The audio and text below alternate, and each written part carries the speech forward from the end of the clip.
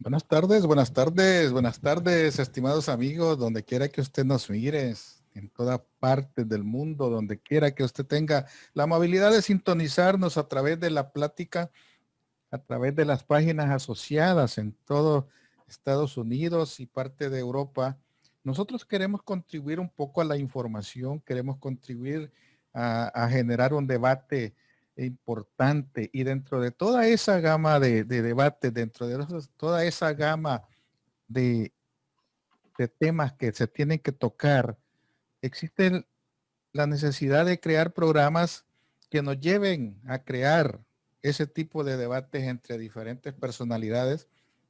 A partir de esta fecha vamos a iniciar una serie de programas bajo el programa La Serie en la Plática, que lo vamos a transmitir en conjunto con Sofía Cortés, a quien le doy la bienvenida, y vamos a tener diferentes temas en cada una de las presentaciones que hagamos los días miércoles a las 7 de la noche, hora de Houston, hora de El Salvador, las 5 de la tarde, hora del Pacífico, y la hora del Este, que es las 8 de la noche. Buenas noches, estimada Sofía Cortés, bienvenida, ¿cómo estás? Muy buenas noches, Luis. Muy agradecida por este espacio y por este programa que realmente vamos a buscar llenar las expectativas de una comunidad que busca información, que busca entendimiento de lo que está pasando y que te va a tener un impacto a ambos lados de la frontera.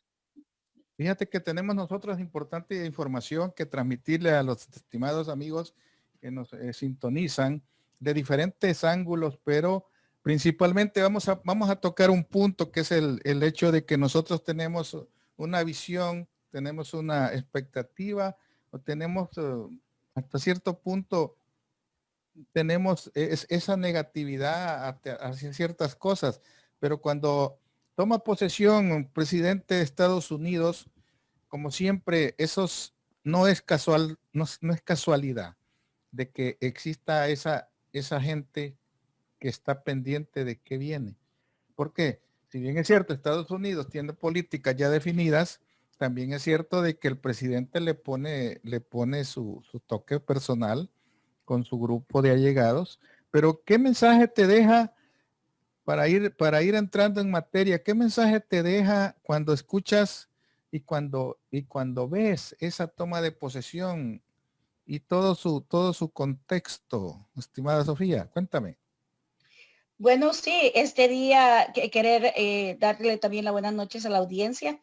Este día, compartirles que este día ha sido un día muy lleno de sentimientos encontrados.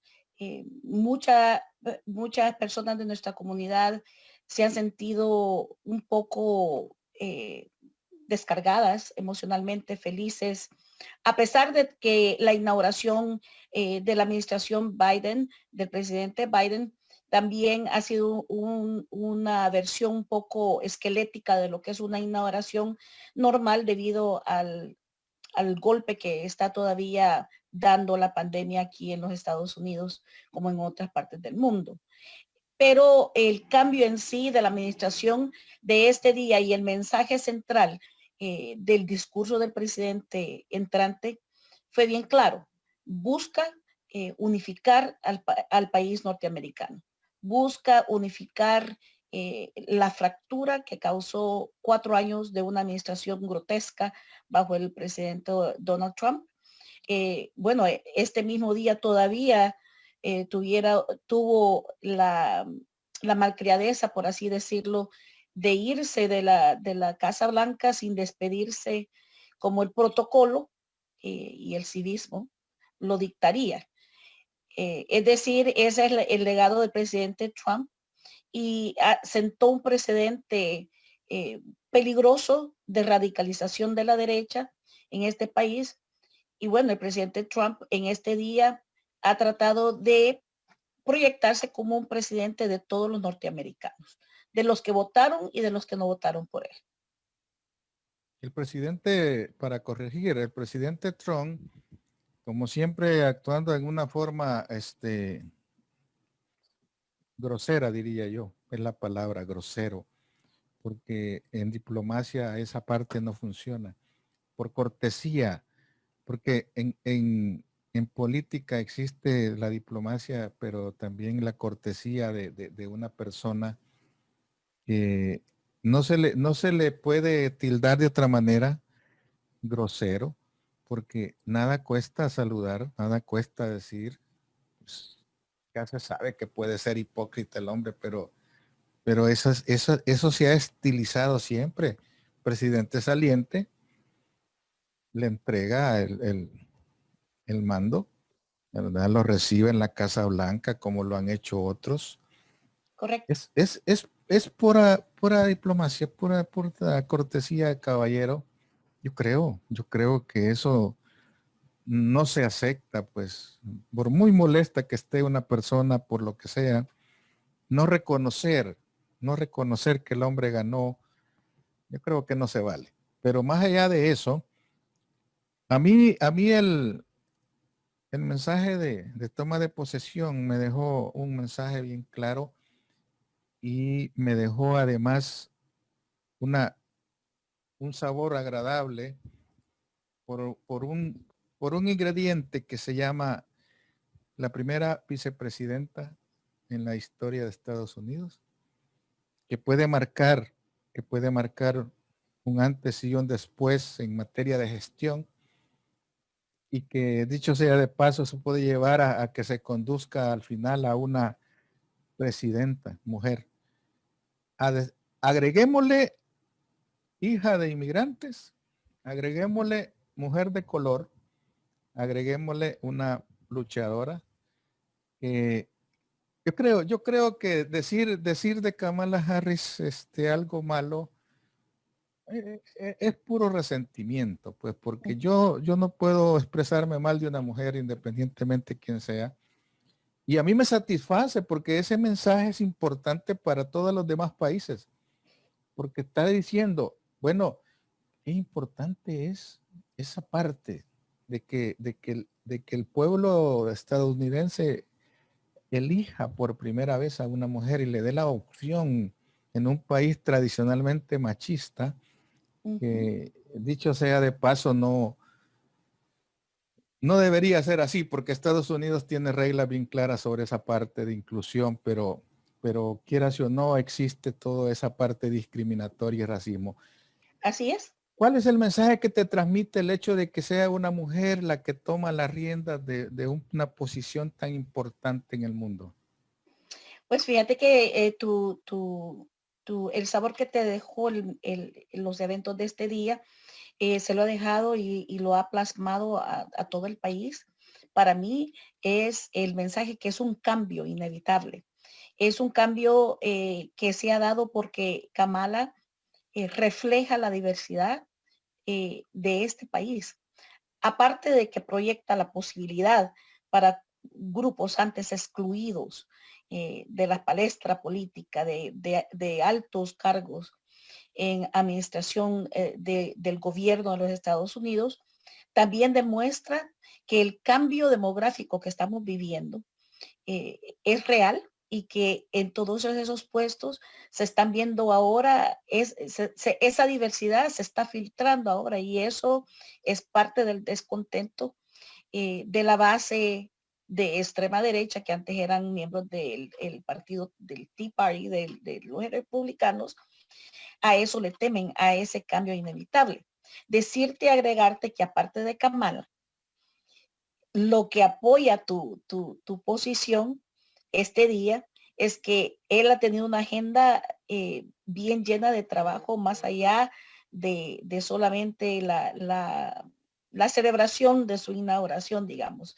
El evento en sí, el desarrollo de su evento, ha llegado sin ganas de perder el tiempo a firmar 17 órdenes ejecutivas, pero también Kamala fue al Congreso, a la Cámara del Senado, y ella tuvo como presidenta del Senado en su oficio como vicepresidenta, que se lo concede la Constitución, tuvo el honor y tuvo el histórico papel de juramentar a los senadores que ganaron en Georgia, que es un judío, un pastor cristiano de la raza morena,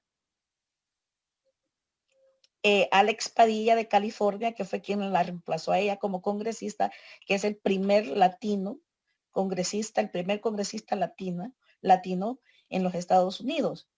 Es decir, cuando vemos no solamente el efecto Kamala, pero vemos a, a estos, todos estos senadores que ganaron y que ahora representan aún más diversidad por primera vez en la historia de los 244 años de este país, demuestra por primera vez el cambio demográfico que es real en nuestras comunidades.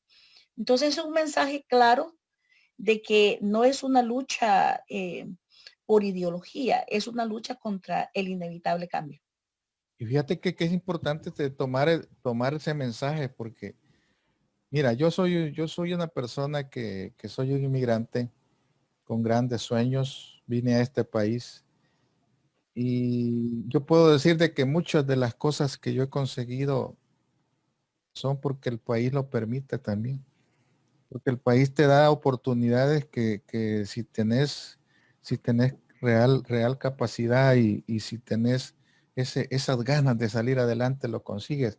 Pero el hecho de que haya llegado una persona de color a gobernar en la segunda magistratura del país, le está diciendo a esas niñas, le está diciendo a esos jovencitos que pueden lograr altas posiciones y grandes oportunidades porque el país está abierto a eso. Eso, tú que eres también una inmigrante con más años en este país, me puedes confirmar lo que digo, de que las oportunidades están, se facilitan mucho, pero, pero hoy más que nunca se le está diciendo a esa juventud, a esos niños, miren, luchen por sus sueños. Se Es puede correcto. conseguir, se puede conseguir un mejor mundo, se puede hacer un mejor país, se puede cambiar lo que en 4 años dejó hecho pedazos el gobierno de Trump y se puede lograr una sociedad más unida que trabaje junto, ¿verdad? Ese es Claro, el mensaje que sí, me transmite a mí es ese. Yo no sé, dame tu posición al respecto. no, estoy completamente de acuerdo. Eso le estaba agregándote que aparte de eso, estos senadores que llegan por primera vez, el primer latino en la historia del país, el primer afroamericano pastor cristiano y primer judío. O sea, ese cambio está resonando por medio de bastantes parlantes, pero agregarte que en el mensaje que vos capturás que ella es para las nuevas generaciones, creo que el más profundo, con mi experiencia de más años, de 40 años en este país, es de que por fin nuestra juventud se va a ver plasmada en una realidad y se va a sentir incluida, que es parte del problema que hemos tenido de xenofobia y el racismo en el país, es la exclusión por la xenofobia y por el racismo. Entonces, ahora se están dando ejemplos de clara inclusión en el proceso para que nuestros jóvenes tengan una verdadera oportunidad de asimilarse a este país y ser más productivos y tener equidad. O sea, equidad quiere decir empezar de la misma línea como cualquier otra persona y alcanzar cualquier sueño que ellos se tracen. Diferentes analistas, yo he escuchado las posiciones y incluso he visto analistas que se han conmovido, se han sentido, se han sentido como muy identificados por una historia de éxito, porque les ha tocado ese punto que todos tenemos, que es el hecho de que se vale soñar. Y, y se vale soñar porque yo incluso soy de aquellos que quisiera, fíjate bien, que quisiera ver en mi país un mundo con más oportunidades como las que yo he experimentado en este país. Y yo quisiera ver en mi país que la población le diera la oportunidad a una mujer para que gobierne el país, que nunca lo ha hecho. para que nos demos cuenta que es posible cambiar muchas cosas si se hacen las cosas en una forma ordenada, si se hacen las cosas en una forma honesta, si se hacen las cosas con ese corazón de salvadoreño, sin pasionismo, ¿verdad? Sin pasionismo individual, sino que con ese amor colectivo que se necesita.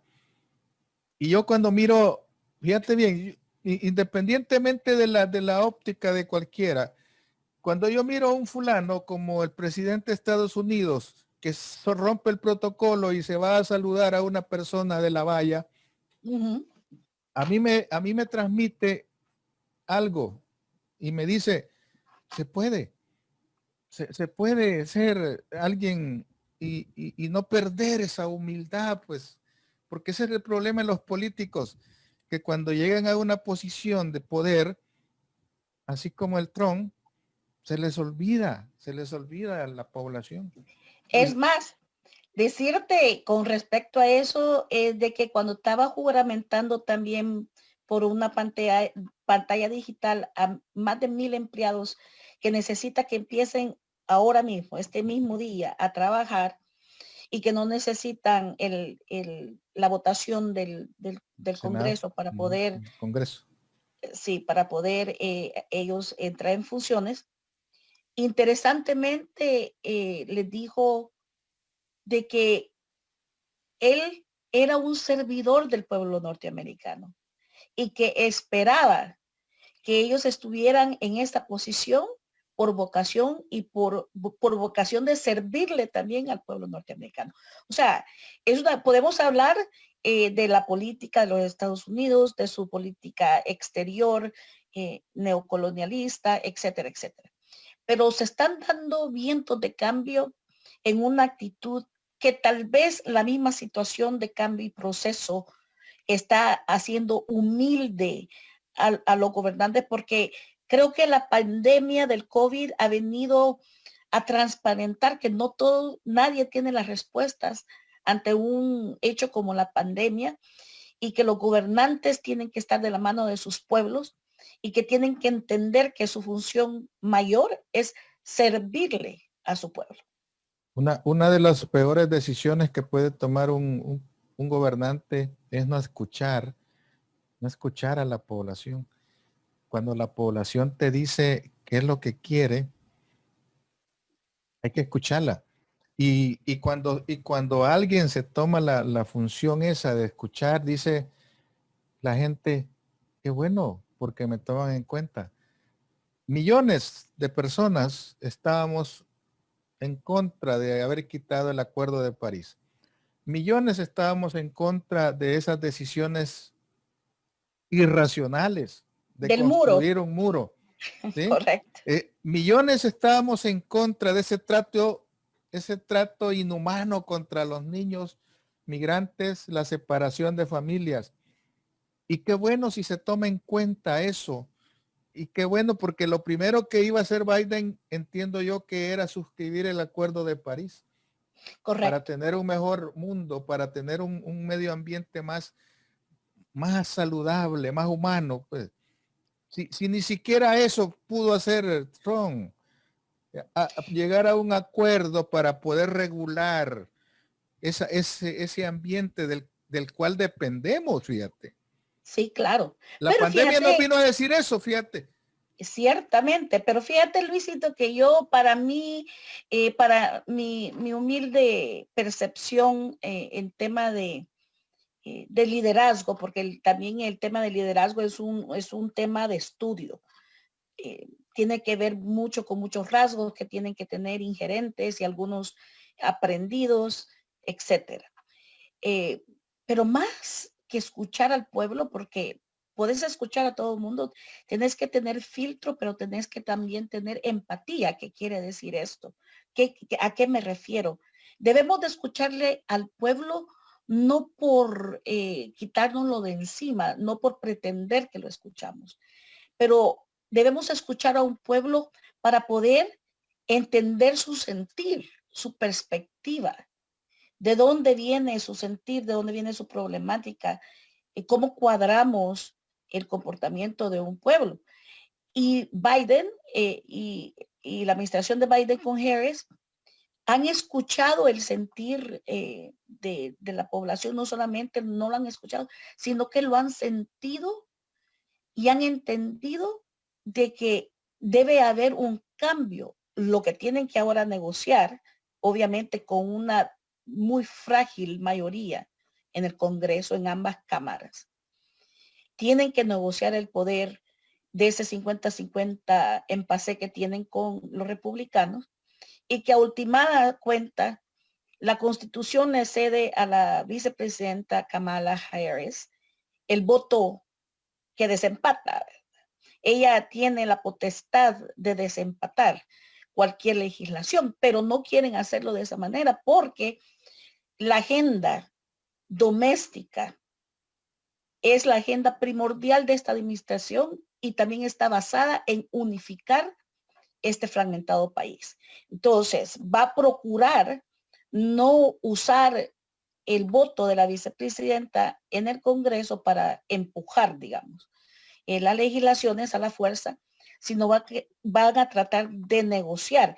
Y parece ahora que sin Trump, como es siempre muy clásico, que cuando el bote se empieza a hundir o empieza a llenarse de agua, ¿verdad? Que hay señales que tiene hoyos y que se están hundiendo, que se está hundiendo, tiende la gente a dejar el bote, ¿verdad? Entonces el que era el, el jefe de mayoría en el Senado, Mitch McConnell, también ha bajado su tono, está dispuesto, tiene que lidiar con un muy fragmentado y descreditado partido republicano, pero ha bajado el tono y está en la misma frecuencia que Biden, que hay que de alguna manera coincidir en una agenda para poder llevar a cabo, como específicamente lo dijo Biden esta tarde, que él tiene 100 días donde quiere poner 100 millones de vacunas. O sea, lleva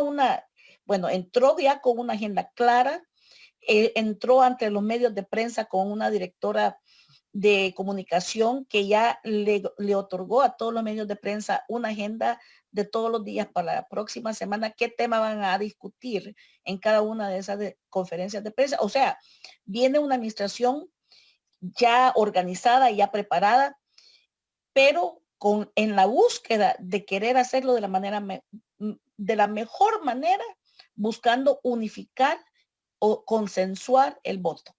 Pero fíjate qué importante un gesto, le llamo un gesto porque yo creo que es sano.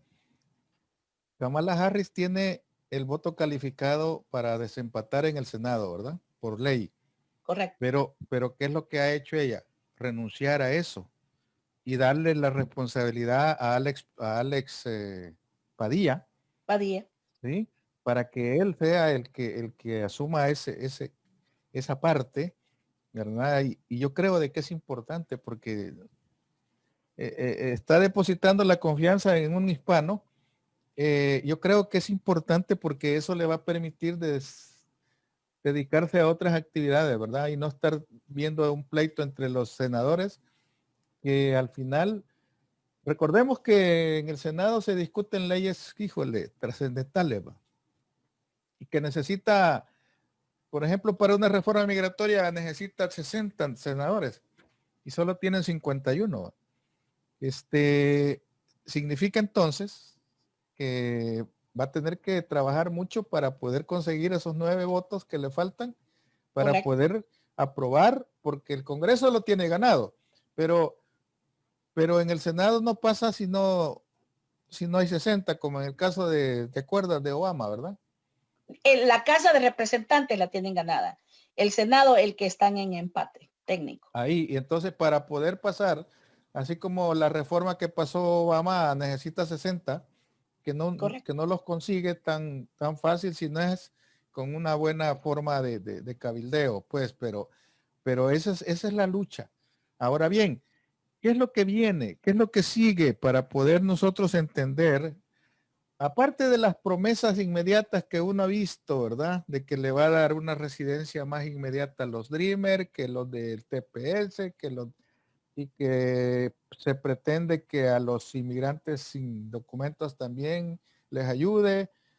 ¿Qué viene en términos generales para todos los demás que están a la expectativa? Es esos millones de desempleados que hay en Estados Unidos. ¿Qué crees tú que viene? Pues parece ser de que hay una propuesta ya plasmada que busca conceder un camino hacia la ciudadanía en 8 años, en un término de 8 años. Para los 11 millones de inmigrantes indocumentados, se está formulando una política que les dé un espacio de 8 años eh, de origen hasta los 8 para conseguir como punto final la ciudadanía norteamericana. Obviamente no se tienen los detalles, no los han publicado ante la prensa, pero eh, perdón, expertos en materia de inmigración que dicen de que va a buscar poner requisitos, ¿verdad? Para calificar como el hecho que no tengan una felonía, un crimen mayor, que hayan pagado impuestos, etcétera, etcétera. Entonces viene una serie de requisitos para poder calificar para eso, pero aún a un término de 8 años es un camino hacia la ciudadanía. Abre las puertas para un proceso de regulación del estatus migratorio, que creo yo que va a ser bien importante, Luis, que las organizaciones sin fines de lucro, que son defensoras de los derechos de los inmigrantes, van a jugar un papel muy importante en entender esa ley y poder traducirla de una manera clara y concisa para poder así ordenadamente, de alguna manera, valga la redundancia, organizar a esa comunidad de indocumentados para no dejar a nadie afuera. ¿Por qué? Acordémonos que de esos 11 millones de indocumentados está en segmentos, es decir, no todos son lo mismo.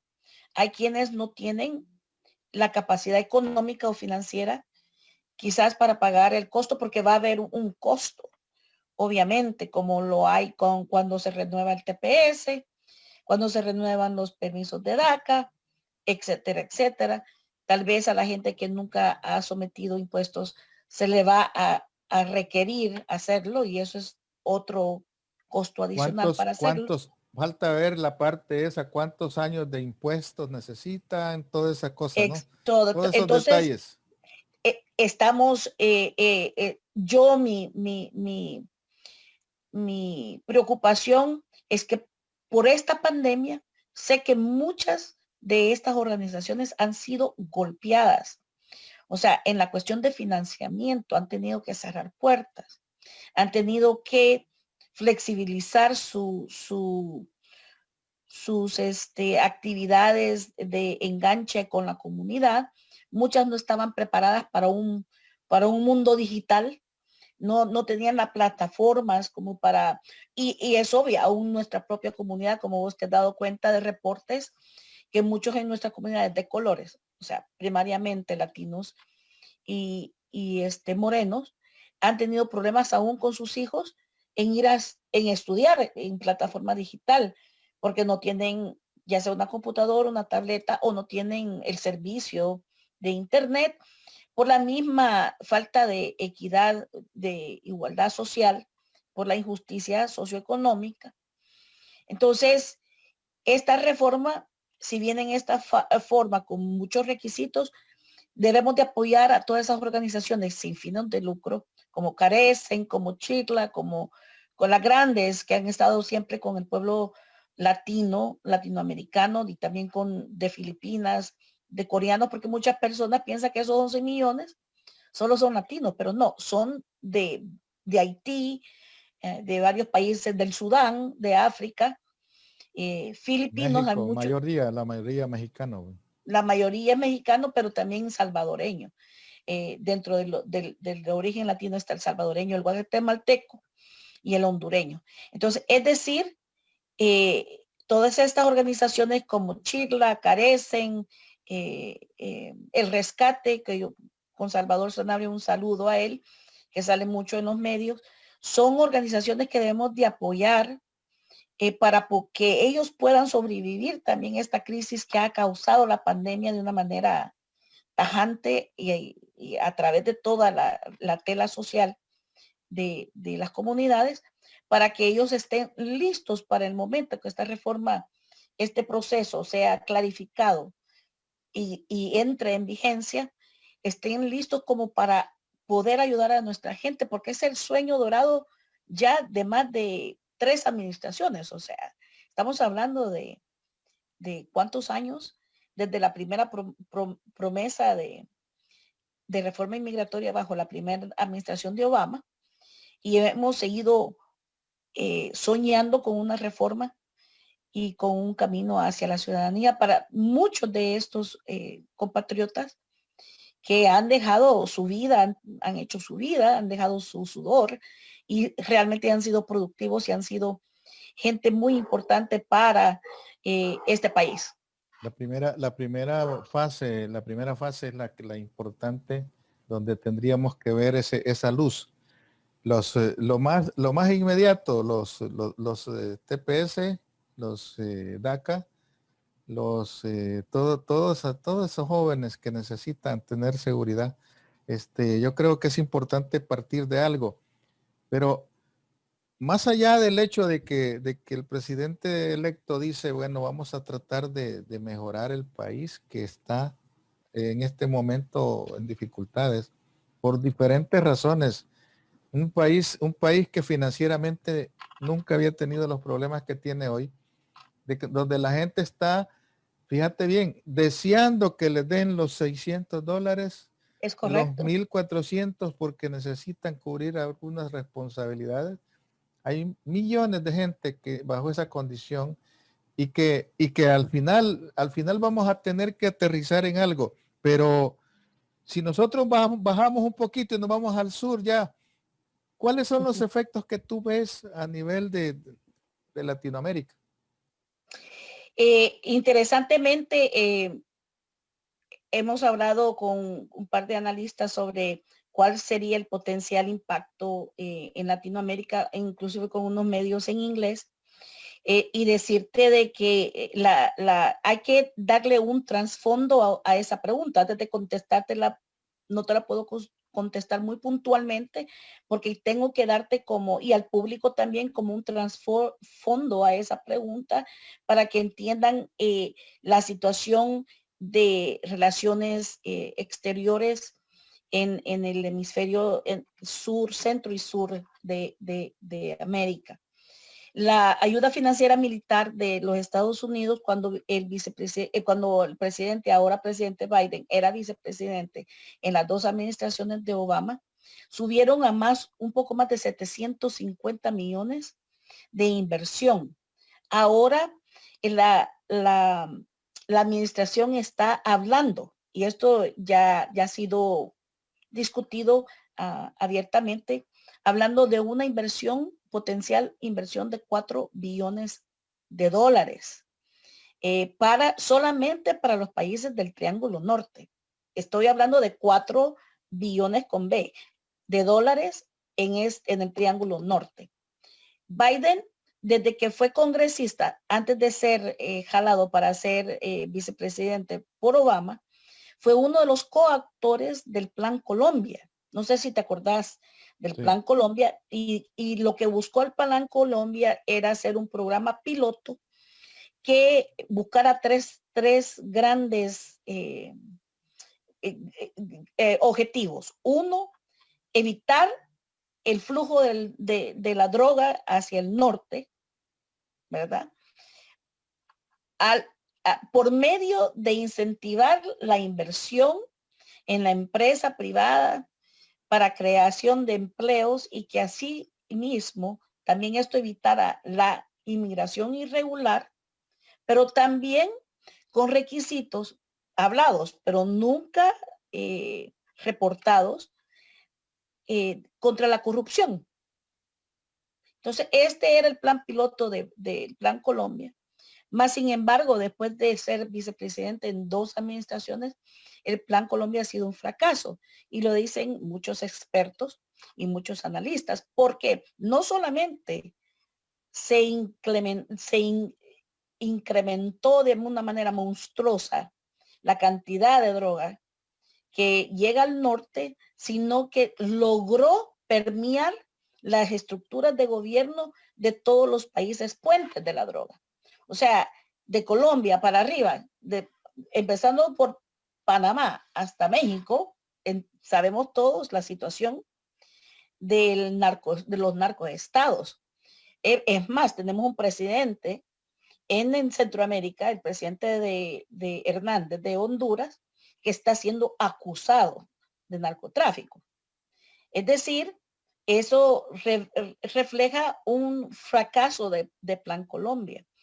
Y el dinero de esos 750 millones que se invirtieron no llegó a combatir la pobreza, no llegó a desarrollar más fuentes de empleo, no llegó a evitar las causas de la pobreza, que es la madre o la fuente, digamos, de la inmigración irregular de nuestros países. No solamente eso, sino que le aumentó la inseguridad de las pandillas, porque las pandillas se han convertido como en el brazo matón o militar del narco. Entonces, digo esto como una explicación porque Biden piensa que el Plan Colombia funcionó y va a querer hacer más de lo mismo en la región de los países del Triángulo Norte con estos 4 billones. Quiere pedir movilizar la inversión privada, fortalecer el Estado de Derecho y erradicar la corrupción en esos 3 países. O sea, estamos hablando de un cake de quinceañera, o sea, de sueños de quinceañera. O sea, solo con decirte esas 3 cosas que Biden pretende que van a suceder en Honduras, Guatemala y El Salvador, estamos mal. Ahora, ¿cuál va a ser el impacto en la zona? Hablemos del Triángulo Norte específicamente. Honduras está en muy pocas posibilidades de tener una cuantiosa parte de esos 4 billones de ayuda financiera militar que viene de la administración Biden, por los problemas que ya expliqué con su presidente. Guatemala también está desacreditada.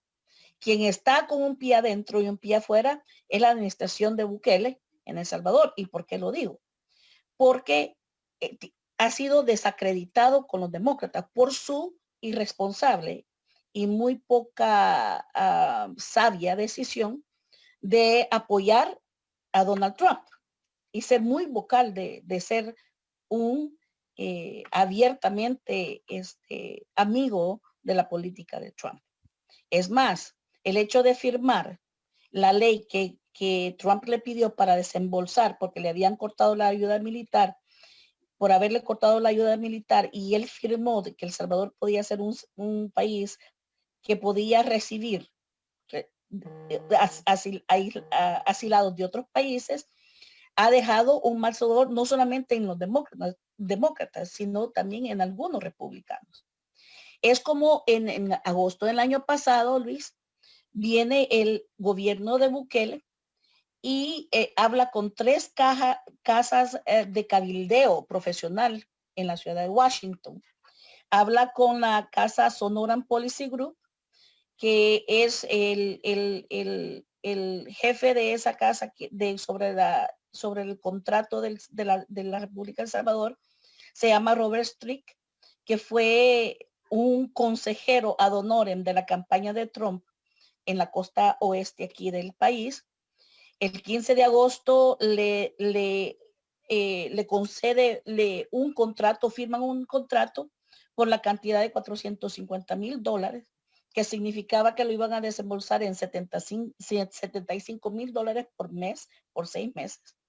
Y lo firmó Peter Dumas, que es el jefe de la inteligencia de Estado de El Salvador. Y esta agencia contrata a Mario Duarte, que es un ex jefe de inteligencia de Guatemala, para que les ayude con este contrato.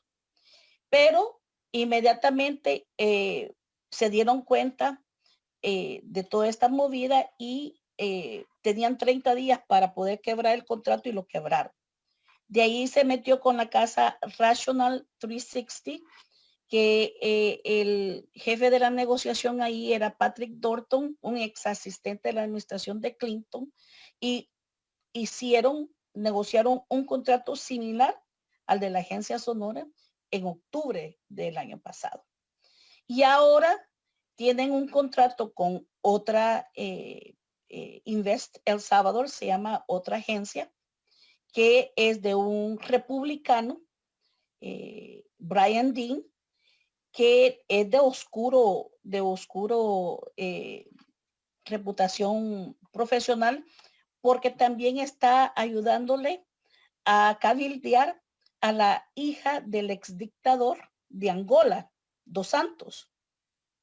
Es decir, ella es una de las mujeres billonarias de África con una fortuna de 1.2 billones de dólares debido al desfalco y robo de todas las empresas nacionales de su país. Entonces, a él lo tiene contratado también para cabildear en Washington a la par de igual que la administración Bukele. Y esto lo hicieron en agosto del año pasado.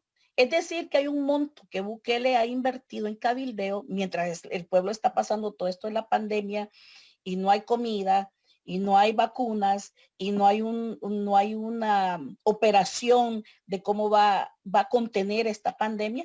Ha invertido 1.6 millones de dólares desde agosto del año pasado en cabildear. ¿Por qué? Ahora voy a cerrar el argumento que les estoy ofreciendo. Porque hay 4 billones de dólares de inversión financiera militar en la mesa. Obviamente tiene que ir a limpiar la credibilidad. O sea, es más, a la nueva embajadora de El Salvador, cuando llegó a Washington y le contaron que no estaba, que iba a requerir una negociación y una plática, que no iba a ser tan abierta esa ayuda militar, que no era una cuestión de que, mire, aquí vengo, necesito para la policía y lo que él siempre ha venido a decir, estoy compartiendo la plataforma de él, pero yo voy a venir y voy a terminar con todas las pandillas, como no lo hizo la Arena, FMLN, bla, bla, bla. Ya no le creen. Y la embajadora declaró a un medio que estaba completamente sorprendida de que por qué El Salvador lo tenían restringido, porque está en los países no gratos para la ayuda financiera militar.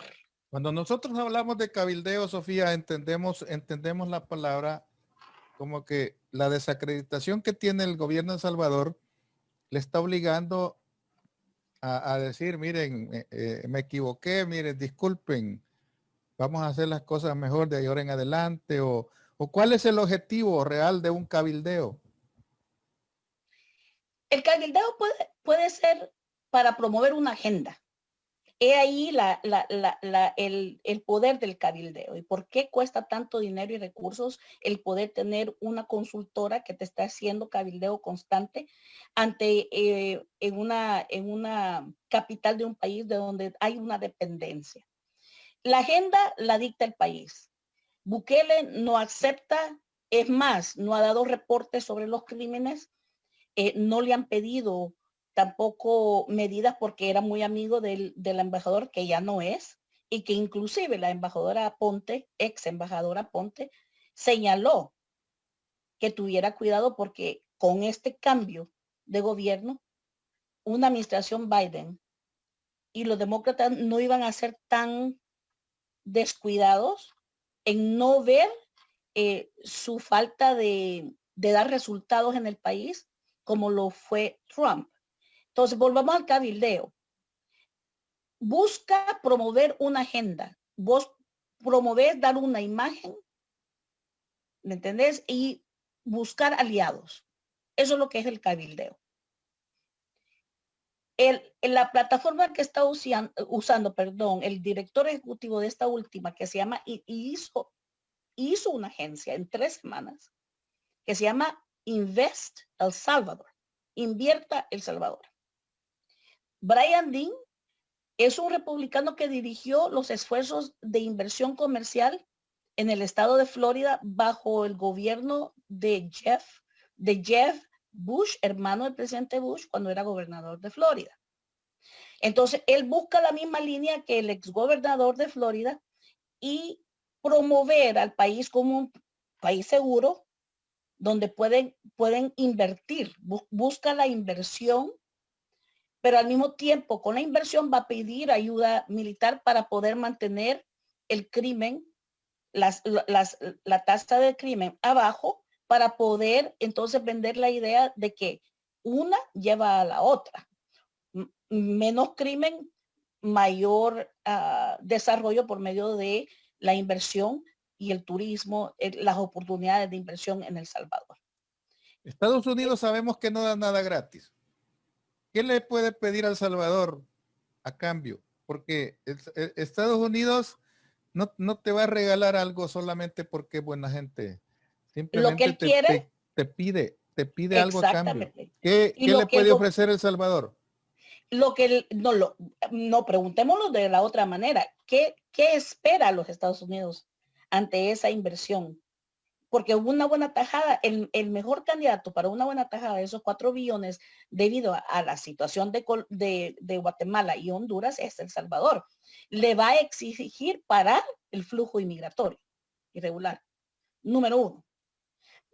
Le va a pedir 3 cosas. Y lo estoy cantando en este programa y me expongo a que después los oyentes y vos, Luis, me mantengan al tanto si le atiné. Pero son 3 cosas las que le va a pedir. Que se asocien en el paro del flujo migratorio irregular. Segundo, que luche contra la corrupción estatal y contra sus aires de autoritarismo que ya se lo dijeron. Porque ya hay mención en el Congreso de que Bukele está en los países como Venezuela, Cuba, que los Estados Unidos lo ven así, que no tiene nada que ver.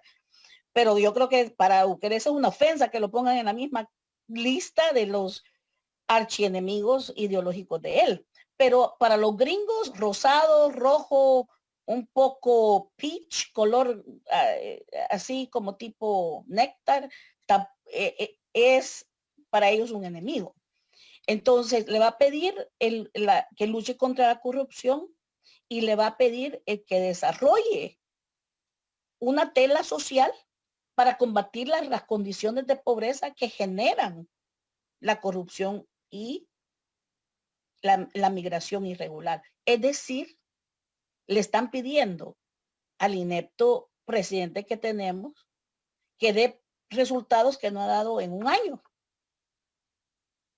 Entonces ahí donde está el empase y yo siento que esta vez los Estados Unidos le van a condicionar esa inversión y va a tener que dar resultados. Así que si él espera tomarse el control completo de todos los órganos de gobierno en El Salvador, se va a estar jugando una inversión necesaria para él, que él la utiliza para construir su base. Ojo con eso. La inversión que él ahí agarra financiera militar de los Estados Unidos la quiere para conformar un partido que hoy por hoy se conforma con dinero y que es todavía un partido flojo porque no es un partido que tiene trayectoria. O sea, cuando digo flojo es en su conformación, en su estructura. Entonces, para poder conformar un partido, una tercera vía realmente potable, digamos, por así decirlo, tiene que tener dinero. Entonces, es imperante para él poder venderle la idea que sí me voy a portar bien y voy a hacer esas 3 cosas, pero dame una buena tajada de los 4 billones de dólares y va a tener que producir resultados. Pero entonces no va a poder hacer todo lo que está planificando hacer, todo lo que dicta su comportamiento que quiere hacer, que es arrasar y ponerse en una posición de poder total. Las expectativas de que pueda generar es el hecho de que no la tiene fácil El Salvador, no la tiene fácil Guatemala, Honduras, porque Guatemala entra a un periodo de desgaste desde hace mucho rato. Honduras va a elecciones presidenciales y El Salvador va a elecciones parlamentarias y ese panorama puede cambiar. Ese panorama va a dar una vuelta que, quieras o no, Estados Unidos va a mandar a algún emisario con una mentalidad diferente a la que tenía Johnson como embajador. Y yo creo de que quieras o no, El Salvador está como bien dicen, ¿verdad? Paños tibios con relación a sus acciones y no tiene mucho que perder, cuando le exijan algo que no va a poder cumplir, ¿verdad? Pero el problema está en qué es lo que va a poder desarrollar. Si fíjate el año pasado, el Salvador se endeuda en 3.000 millones y de esos 3.000 millones empezamos a buscar qué se ha hecho en beneficio del país con 3.000 millones y Estados Unidos le puede dar 1.000 millones de esos 4.000 millones que están en juego. Estamos hablando de que como que, híjole, ahí es un jueguito de ¿qué me conviene? Pues portarme bien los 3 años que me faltan, porque al fin y al cabo me da igual, ¿verdad? Pero Estados Unidos no se la va a jugar tan fácil. Tiene que Creo que cambiar algo.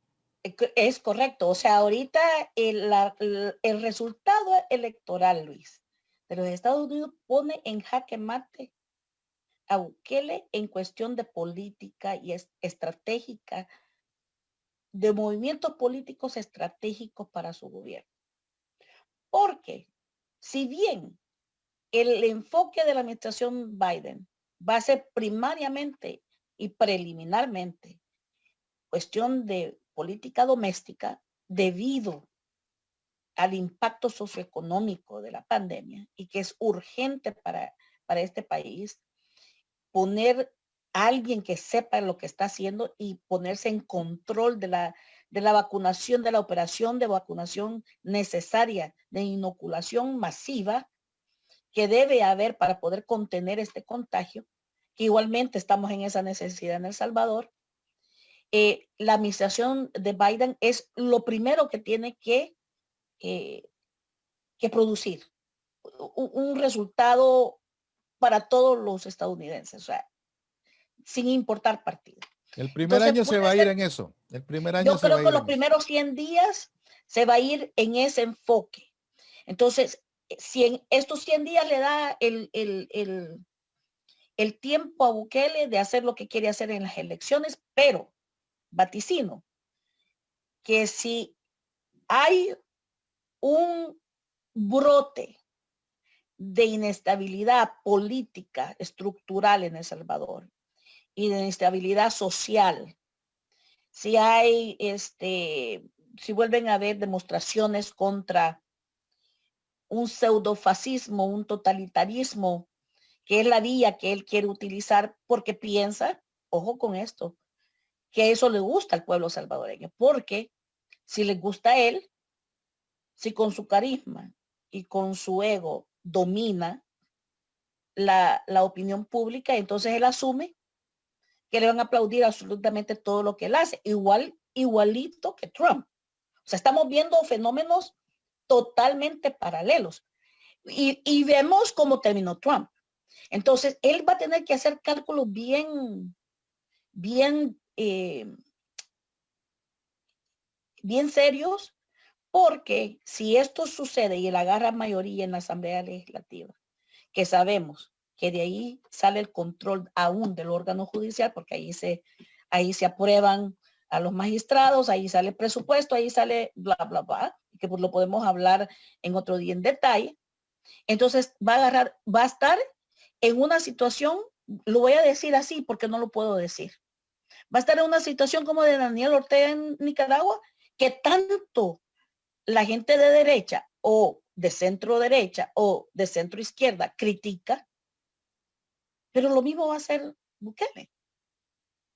Entonces, por dónde él habla de moral, o sea, qué moral tiene él o toda la gente que critica a Ortega de decir, bueno, él está en un gobierno totalitario y es un dictador, digamos, solo que es un dictador pasable, porque hay inversión, no hay seguridad, hay desarrollo, etcétera, etcétera. Entonces, pero Bukele no es Ortega. Dejémoslo ahí.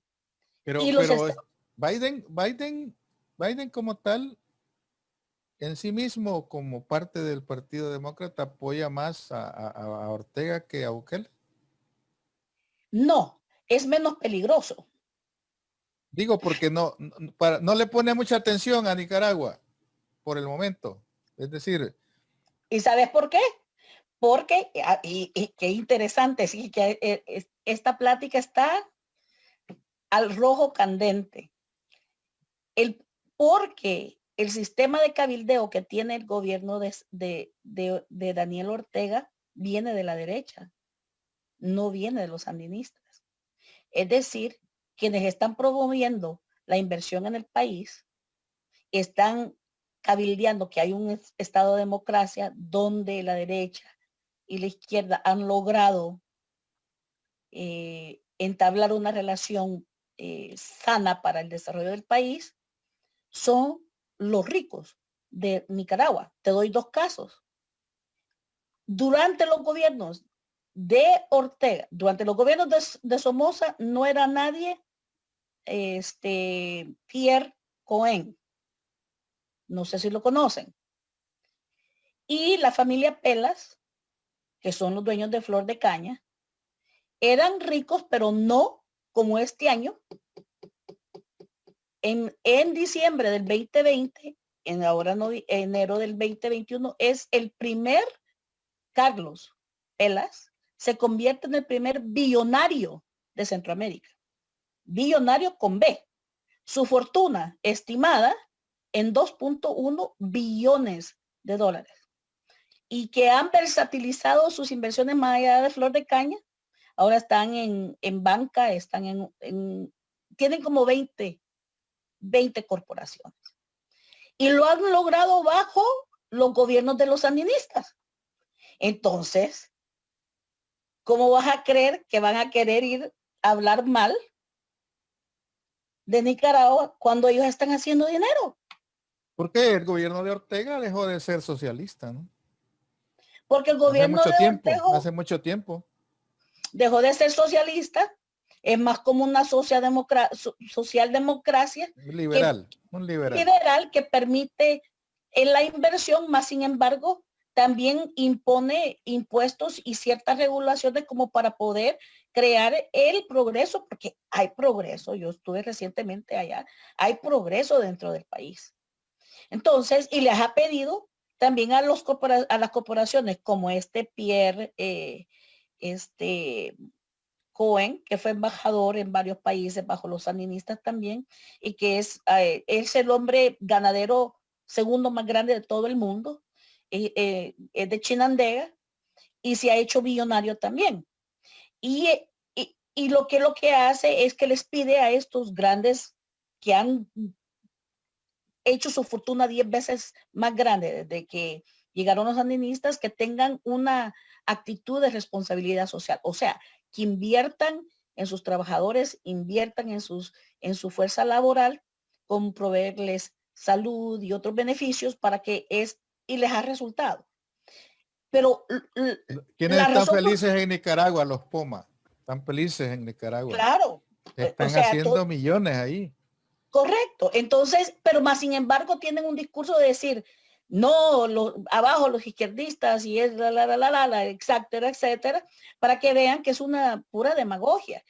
Pero Bukele cometió el error que se empiernó con Trump y quitó su credibilidad, como padece de la mala maña de ser muy bocón por su ego.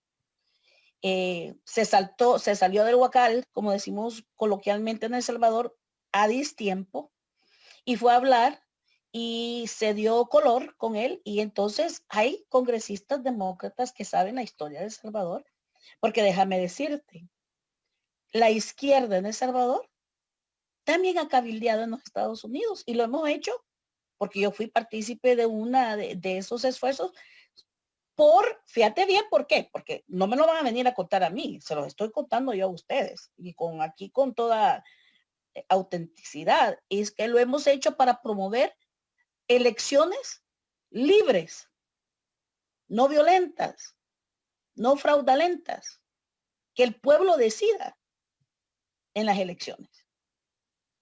Eso lo hemos hecho. Entonces, hemos aprendido a tener relaciones cordiales, pero obviamente no somos aliados. Y Bukele trató de aliarse a Trump y eso tiene un costo. Entonces, por eso te digo, Bukele para ellos es un niño malcriado como un poco incómodo. Ortega es Ortega y mientras los ricos, los billonarios ahora de Centroamérica son y están en Nicaragua, les diga a la administración Biden, no, estamos bien, estamos bien. Y mientras no le dan la concesión de un canal, que todavía esa es la zanahoria que tiene también Ortega, no le den la concesión del canal, del supuesto canal que se vienen hablando de ese canal desde hace 85 años, a los chinos, ¿me entendés? Porque Va a estar también bien. Mientras no se lo dé a China, va a estar bien, como a Estados Unidos. Pero yo digo, el presidente de Salvador siempre va a estar feliz, siempre va a pasar sin pena ni gloria sus 5 años, si se lleva bien con la empresa privada, si hace lo que la empresa privada dice, no le van a hacer nada, se va a quedar, va a salir, así como salió Paco Flores, salió, qué sé yo, Saca, después los enjuician, pero termina su periodo ahí y brilla por su ausencia. Al final, ese tipo de gobiernos pasan sin ningún sentido. ¿Por qué qué? tristeza, ¿verdad? Sí, Luis? pero fíjate bien, mientras el presidente de Salvador no se pelee con la empresa privada, porque ya bajó el discurso en contra de ellos, ¿te has fijado? Sí, claro. Te fijaba cómo se peleaba con Simán, ¿verdad? Cabal, Hoy, con don Javier. pero hoy no se pelea con la empresa privada. Ahí anda presentando casos de evasión fiscal, ahí chiquitillos, pero de gatos. A los grandes no los toca. Entonces, mientras no toque a los grandes, mientras le siga sirviendo, lo van a dejar gobernar tranquilo. De lo contrario, le van a dar vuelta rápido. Eso, tenerlo por seguro. Pero te lo voy a decir aquí, te lo voy a decir a manera de, vuelvo a repetir, condénenme si yo no tengo la razón, pero todo a su tiempo sale. Todo sale a luz, tarde o temprano. Bukele no es una persona que era preparada para ser un presidente que El Salvador merecía, pero tampoco es un tonto, es un inmaduro, es inepto, pero no es tonto. Y lo digo de esta manera porque tiene también sus habilidades y al César lo que es del César. Él está jugando ajedrez político y lo ha hecho muy bien. Y aquí viene la crítica a los partidos que se creían que sabían lo que estaban haciendo en política y vino un niño inexperto a enseñarles que esto no era damas chinas, era ajedrez que estaba jugando. Así de claro. Y el hecho de ser de izquierda no quita amor, no quita conocimiento. Y es la verdad. Entonces, ¿qué es lo que ha pasado? Bukele no podía sostener una guerra con dos fuegos cruzados. Por eso te digo que no es tonto. Entonces, su discurso era como el Trump, ni los republicanos ni los demócratas. Yo les daba pisto a los demócratas, toda mi vida les di, así decía Trump, les di pisto a los demócratas, les di pisto a los republicanos. Quise ser amigo de Clinton, quise ser amigo de los demócratas, no me dejaron. A los republicanos los puedo dominar más, me voy a meter con ellos, entonces, y ahora me voy a acabar a los dos, porque los dos iguales. Muy parecido a lo que decía Bukele, eso era su plataforma, ni uno ni el otro, ni Chana ni Juana, los dos son lo mismo. Ese era su discurso, pero entendió que no puede estar en fuego cruzado mientras él quiere consolidar su base, su partido. Entonces, ¿qué es lo que ha hecho? Que tiene que hacer alianzas con Arena, simple y sencillamente, porque él cree que con Arena coincide más en el manejo administrativo del país y en lo segundo, que es lo más serio, que con quien está dolido a nivel de resentimiento, así bien personal, esa espina se la quiere sacar, cueste lo que cueste, es contra el partido, porque es como un novio que fue rechazado. Y a mí me consta que el sueño de él, y yo me lo pueden poner en un debate, invitarlo a plática que venga acá a nuestro programa. Me consta. El sueño de él era haber sido candidato cuando el candidato fue escogido ser Sánchez Serén. Y cuando lo eligieron que no, fue su mayor rechazo en su vida. Y eso no se lo perdona al FML, ni entonces ni nunca.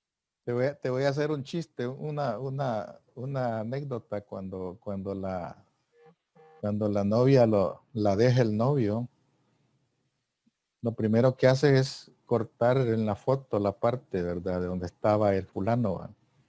Esa actitud dolida que tiene contra el FMLN no lo deja gobernar.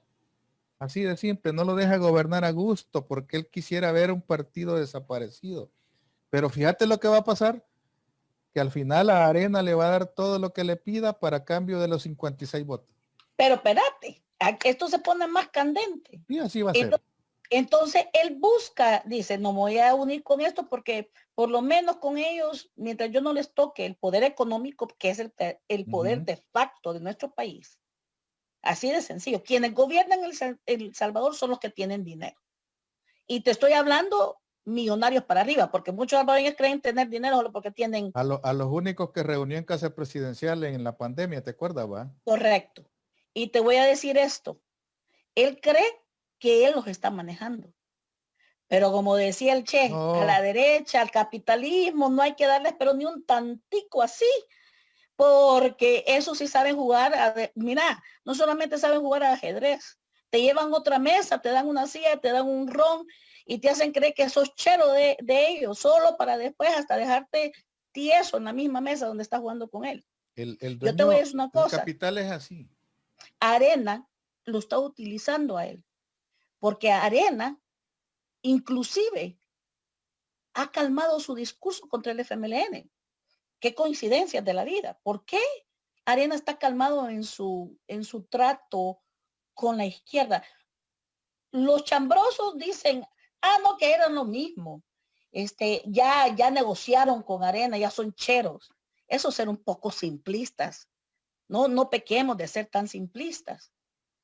Arena ha bajado su discurso porque Arena entendió, güey, así, ¿verdad? Tenemos un caballo de Troya. Nosotros no nos tenemos que ensuciar las manos. Está que tiene todas las ganas de darles en la mera cabeza. Entonces lo único que tenemos que hacer nosotros es apoyarlo económicamente con cuestión de empleo, no hacerle mucha bulla, no fregarlo tanto y dejámoslo suelto, porque nosotros no tenemos por qué ya lidiar con FMLN. Se los va a acabar. Y él piensa que él los está manejando. Pero eres la ganadora de todo esto. Es Arena y la ultraderecha, señores y señores. Mira, y lo que va a pasar... Importante. Mira qué importante lo que estamos aquí exponiendo. Y esa es una realidad que hay que verla así. Yo he sostenido que el voto de Arena no ha cambiado. De hace 10 años. No ha cambiado el voto de Arena. Ellos mantienen sus 900,000 votos tranquilo. Eso lo mostraron en la última elección, ¿no? Claro. Eso lo demostraron hace 3 años. Eso lo demostraron en el 2019. Los números no mienten, ¿verdad, Luis? Sí, porque el voto de la derecha representada en Arena, ese es fiel. Ese no tiene resentimientos en contra del partido. Fíjate lo que sucede. El fenómeno de derecha en El Salvador, ese está intacto. Ahora tienen un defensor más que le está haciendo el juego sucio, ¿verdad? Claro, Y ellos tienen el sartén y le van a decir, ok, mira, aquí tengo 30 votos. Son para que hagas mayoría calificada. Porque va claro, a ganar 30 diputados, Arena. Le guste a quien le guste o no le guste. Aquí tenga los votos que necesitas para hacer lo que quieras con 56 votos. Pero me vas a dar algo a cambio. claro, Ajá. Me vas a dar esto, esto y esto. Así como cuando negociaron los 2.000 millones en el año pasado, ¿te acuerdas, va? claro. Que el frente dijo, no les doy los votos y 23 votos no les sirvieron de nada. No, es que Pero no, los 33 de Arena sí, claro, para hacer los 2.000 millones de dólares, pero me vas a dar 600 millones para mis empresitas. Me claro, vas a dar 400 para esto. Y no me vas a tocar la banca. La banca no me la vayas a cerrar en la pandemia, ni me vayas a cerrar los grandes negocios de suministro. Es, es eso, el juego de ajedrez, que quién es el máster en mover esas piezas, la derecha. claro, ¿Y por qué?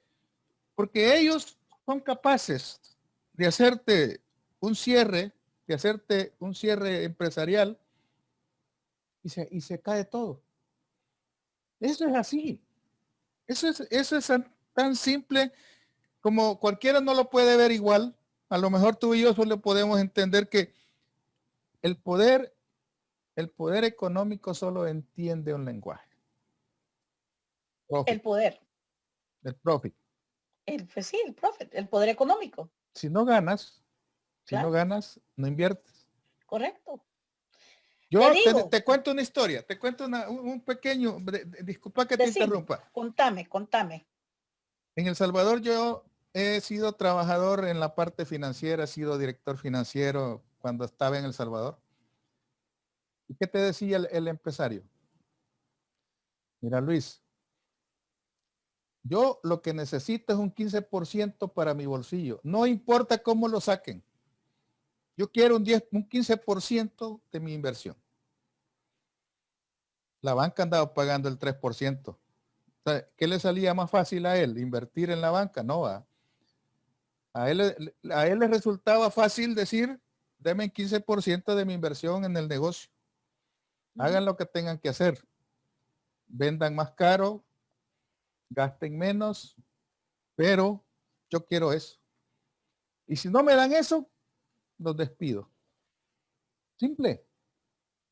La derecha no entiende otro lenguaje. Claro que no. La izquierda en El Salvador es aquella izquierda que todos en el suelo. ¿Sí? Todos en el suelo, decía Funeba. ¿Ya?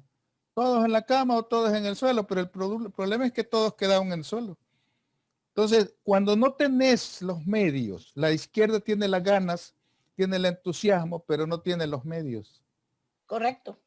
Y si no, mira, los candidatos de la izquierda ya andan arañando para poder hacer su propaganda, porque no hay dinero. En cambio, los financistas de Arena tienen todo, pues, una inversión. Pero eso, ahí coincidimos contigo en esa parte. Es así, Luis. O sea, estamos hablando de un juego magistral, político que se ha venido cocinando basado en la inestabilidad del pueblo salvadoreño.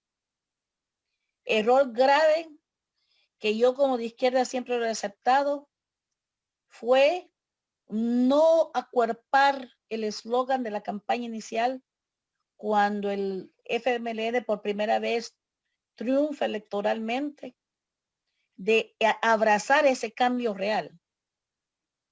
Ni Funes, que le tengo mis respetos, pero no coincido con él en varias cosas y fui una gran apoyadora de él, pero en el manejo del gobierno se quedó corto porque no se adueñaron del verdadero concepto de cambio. El pueblo lo creyó, quería cambio.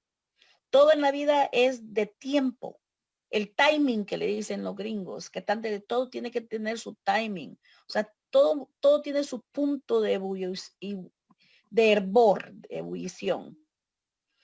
Es decir, el pueblo lo entendió, el pueblo se sintió digno de un cambio. Le Yo por urgía un eso, cambio. Le urgía un yo cambio. por eso no me enojo con el pueblo como está eh, no sé, de confundido con nuevas ideas, porque eh, hemos quedado cortos con él. Y es la verdad.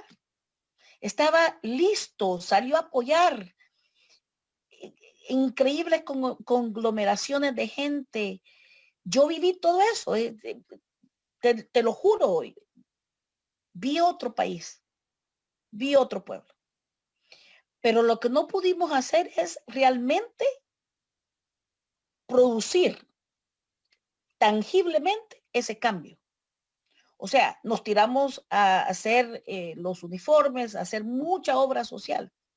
Pero la obra social también la puede hacer la derecha, aunque no lo ha hecho. Entonces, por eso el pueblo la desacredita, que tampoco es correcto desacreditarlo. Porque yo tengo el ejemplo de una señora que es doméstica, trabajadora doméstica, que me dijo, mire, niña Sofi, yo le juro que para mí ha sido un gran alivio que mi hijo tenga su paquete escolar. Y mientras vos no sos el impactado y no tengas esa experiencia, no lo podés apreciar ni entender. Pero vuelvo a lo mismo. Teníamos que superar ese asistencialismo al que caímos, porque el asistencialismo es una herramienta que lo puede hacer cualquier gobierno de cualquier color. Se llama caridad. O sea, Fíjate que yo soy de la idea, por ejemplo, a mí de nada me sirve que me regalen una camisa, ¿verdad? Porque a lo mejor la camisa que me den no me gusta o no me queda bien o lo que quieras, como tú quieras llamarle. El asistencialismo tiene ese problema, ese defecto. Y cuando la gente no le creas ese sentido de utilidad, de que la gente se sienta útil. y digna. Y no es lo mismo que a una persona le regales algo a que le digas, te voy a dar este dinero, pero necesito que me hagas este trabajo. Ese sentido de sentirse útil, yo creo que todos lo tenemos. A lo mejor a mí me encanta ganarme el 100% sustento. contigo. Me encanta 100%. ganarme el sustento con eso. Pero el problema es que en el tiempo eso no es sostenible porque la gente se acostumbra a algo. Cuando se lo quitas, tenés problemas. Entonces, ¿por qué no actuar como puede actuar una empresa mejorándole el salario a alguien? Fíjate que, por ejemplo, en diferentes maneras uno puede hacer cosas, ¿verdad? Uno puede hacer cosas en beneficio de la gente, pero para eso es que existen las regulaciones, ¿verdad? Claro. El Estado como regulador para evitar los abusos. Ese es el papel del Estado. Cuando decías que el FML no logró calar, el problema es que siempre existe es que nosotros no tuvimos la mayoría en la asamblea. Y siempre vamos a descargar una responsabilidad por el hecho de que no nos atrevimos a querer hacer un cambio y agarrar el toro por los cuernos y decir, como dijo aquel fulano allá en Venezuela, va, expropiese. ¿Va? Usted no entiende las leyes, usted no entiende las reglas, expropiese. Y que lo trabajen la gente que está ahí. Que sabe. Porque usted no quiere trabajarlo, usted quiere abusar de la población, así que se lo vamos a dar para que lo administren los trabajadores.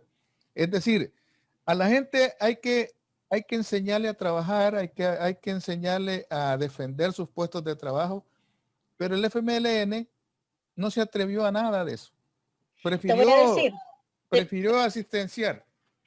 y te voy a decir, coincidimos en eso también esta tarde, y te voy a decir qué le faltó al FMLN.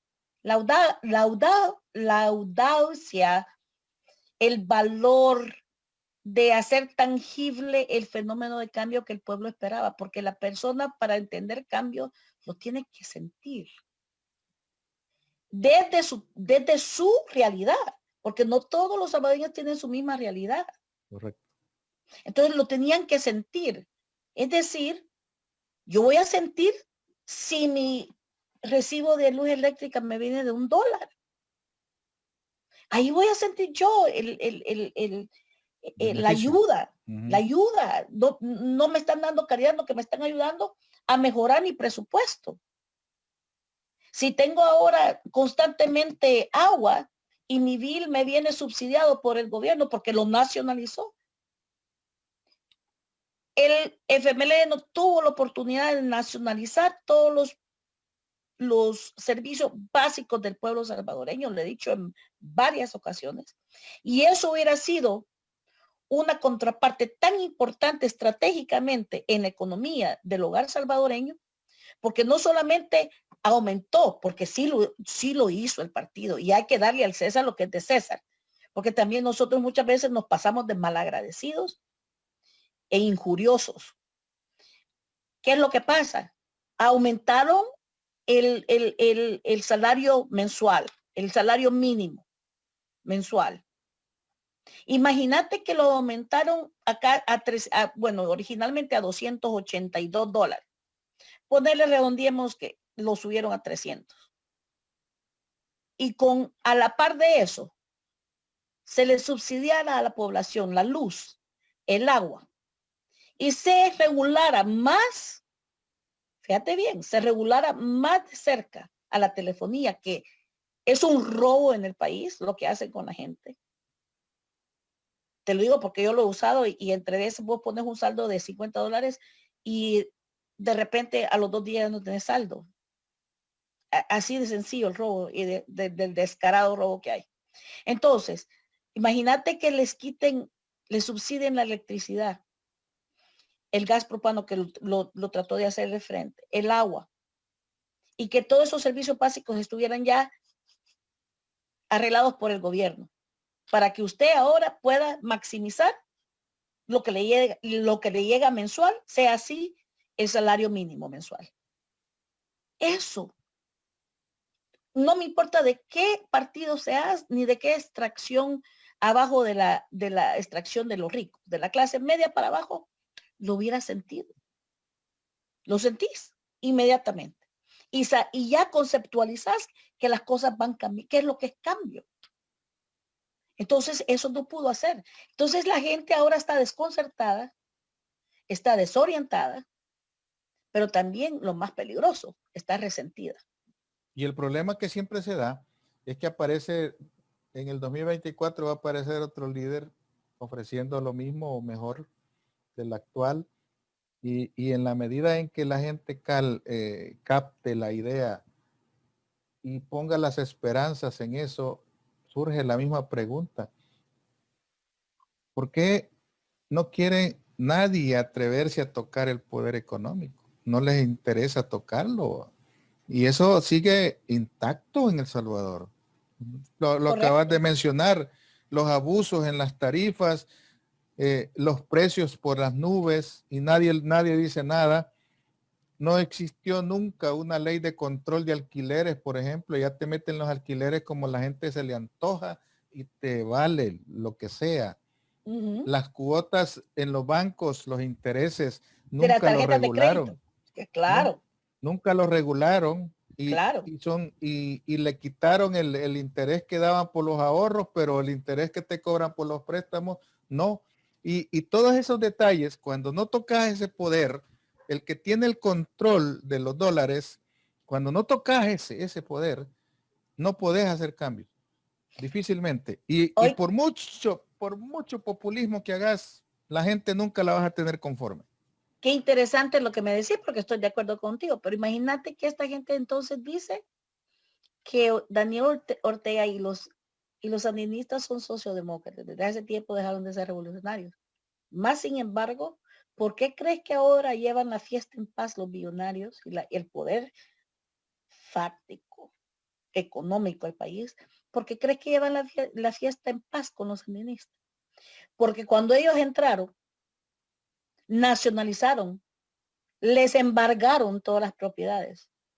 A Carlos Pelas le quitaron la azucarera de inmediato. Le quitaron todas las propiedades, tuvieron que salir exiliados. Aprendieron por el pellejo la lección de lo que era, venía un cambio socioeconómico real. Y eso no lo hizo al frente. Entraron al poder y empezaron a chinear a la clase quisieron hablar con un loco, que como digo, los únicos del país son unos locos completamente descarrilados que no le hace caso a nadie. Bueno, es decir, hay grabaciones donde Cristiani claramente dice y dijo, y ahora la gente, los millennials que están conectados que están, que muchas veces para investigación se quedan un poco cortos, busquen esas declaraciones donde él dice, El Salvador es mi finca. Así en esas palabras. Entonces, los sandinistas le atinaron y fueron más revolucionarios, aunque digamos que ahora son más sociodemócratas. ¿Qué pasó? Le atinaron porque incautaron todo eso para dar un golpe, asestar un golpe de decir, esto cambia o cambia. Pero O fíjate vamos que si conoces Nicaragua, no me dejarás mentir, el costo de la vida en Nicaragua es totalmente bajo comparado con El Salvador. correcto. Yo lo experimenté hace, ¿qué te puedo decir? Hace 10, 20 años. Es el costo de la vida es mucho más barato allá. Allá tenés, bueno, el país es más grande, por supuesto, pero el costo de la vida, allá vos comés con $2, pero te pegas una fajada de aquellas que salís full. En El Salvador con $2 no comes. No comes. Ni un choripán. No, o sea, si un choripán vale $1 o más, ¿verdad? Y la soda que vale 50 centavos. Solo a eso, Pero para eso te alcanza. En Nicaragua comes carne, un pedazo de Carne. carne con arroz, con ensalada, te dan una soda y el equivalente de $2. Sí lo Eso, sé. yo creo que la población te dice algo. ¿Por qué no hay inmigrantes nicaragüenses como lo hay de Honduras y El Salvador? Eso te lo Correcto. dice todo. ¿Por qué en Estados Unidos no hay muchos nicaragüenses? No hay mucho costarricense. Poquitos, unos miles, comparados Porque con no los tiene la misma millones. condición, porque no tiene las mismas condiciones de pobreza para causar la inmigración irregular, es lo que te A decía. eso me refiero. Si Nicaragua, Costa Rica no expulsa gente por las condiciones de pobreza que tienen, eso te dice algo. Eso es lo que te dice. Aquí hay algo que está mal, porque Muy mal, de lo contrario tuviéramos inundados nicaragüenses aquí, correcto. porque Y no les otra cosa, con costaría. lo que dijiste, el costo de la vida. O sea, es decir, lo que me estás diciendo para que la audiencia capte es que según si el costo de la vida es relativo con el tipo de inmigración que existe. Es decir, y hay estudios que lo comprueban. Cuando el costo de la vida es alto, es cuando más expulsa a gente de su país. ¿Pero por qué? Porque la remesa como un producto financiero se mide con respecto al incremento del alto costo de la vida. O sea, ¿y quiénes son los dueños de la economía salvadoreña? La misma fuerza transnacional económica que existe en todo Centroamérica, pero que en El Salvador el modelo de ellos no es productivo. Por ejemplo, este Pierre Cohen es ganadero, tiene 20,000 empleados solo en la ganadería, generan empleos. Así te lo digo. El modelo de El Salvador es de servicio, es decir, es un empleo limitado y es de alta inversión de la remesa, que lo expliqué en el programa pasado, ese círculo vicioso de la remesa que entra de regreso a El Salvador a ser consumida por los mismos que la ayudan a crear. Pero eso obedece al modelo financiero de El Salvador. Y en Nicaragua, la oligarquía nueva transnacional tiene más responsabilidad social y es más productiva porque no quiere dejar el país, no quiere que el país sea inestable. Entonces, han entablado una relación simbiótica que funciona para el país. De todas maneras, como este es un programa serial y siempre vamos a dejar temas para el siguiente espacio, qué interesante es ahondar en el tema económico en cada uno de los países y darnos cuenta de que la migración no responde a un capricho de que los salvadoreños queramos salir, ni a los hondureños, ni a los guatemaltecos, sino que tenemos que comparar ese fenómeno, ¿verdad? De que por qué la gente busca mejor ingreso. ¿Y por qué? Porque realmente lo que el salvadoreño no le cuesta gastar, por ejemplo, en cosas, pero lo que gana no le permite tener un nivel de vida aceptable. Y ahí es donde nosotros vamos a entrar en estas discusiones, en estas diferentes charlas que tengamos nosotros cada miércoles. Y lo vamos a dejar hasta aquí, Sofía. Y créemelo de que vamos a seguir ahondando. El otro miércoles vamos a tocar otro tema importante, como es el trabajo en general, cómo enfocarlo, toda esa parte, yo sé que tú la manejas. Y, y qué se puede hacer para contribuir, para tener un mejor Salvador, un mejor país como el que nosotros quisiéramos tener. Esperamos poder a contar con la presencia de los que nos sintonizan. Esperamos poder aportar un poquito de lo que nosotros opinamos para que podamos generar opinión. Y gracias a los amigos que estuvieron atentos a este espacio. Sofía, muchas gracias. Nos vemos el próximo miércoles. Despídete de la Gracias, audiencia. Luis. Gracias, Luis. Un saludo a todos. Agradecida por este espacio. Sí, se trata de compartir, de debatir ideas y aprender mutuamente. Agradecerles su audiencia a este programa, su apoyo.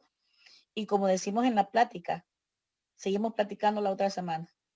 Excelente, Sofía. Muchas gracias por estar en este espacio y vamos a contribuir de alguna manera con más puntos de vista, temas interesantes. Buenas noches, Sofía. Muchas gracias, amigos de la Feliz noche. plática.